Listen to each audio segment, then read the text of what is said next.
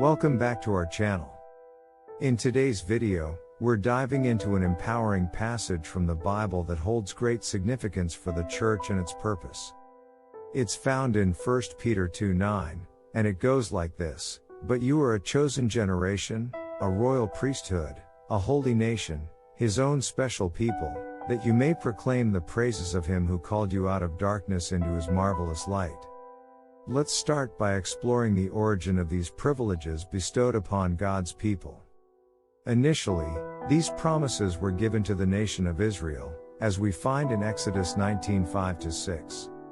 However, it's important to note that these promises were conditional, depending on their obedience to God's word and covenant.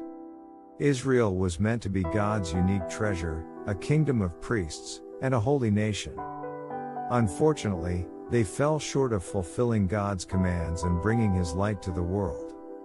In fact, Jesus became a stumbling block for them, as prophesied by Isaiah and stated by Paul in the book of Romans.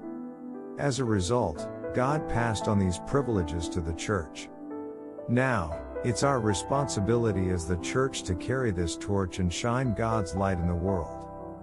Peter wrote to the early church, declaring that we are God's chosen people, a royal priesthood, and a holy nation.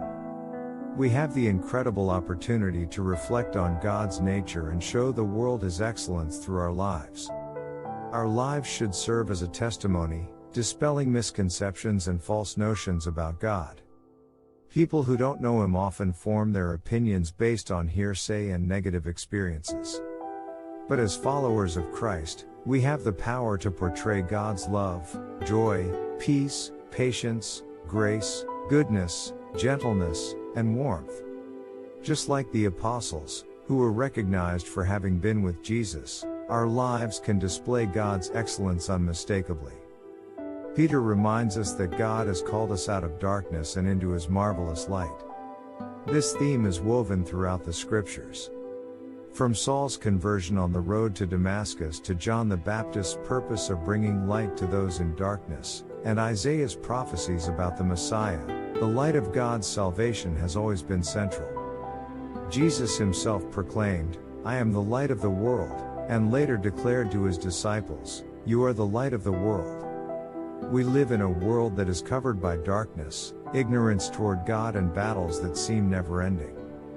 But as the church, we are called to shine as a beacon of hope, demonstrating God's love, transformation, and salvation. No one needs to be ruled by the powers of darkness, for there is always God's light and help available. So, as members of the church, let's embrace our identity as God's chosen people, a royal priesthood, and a holy nation.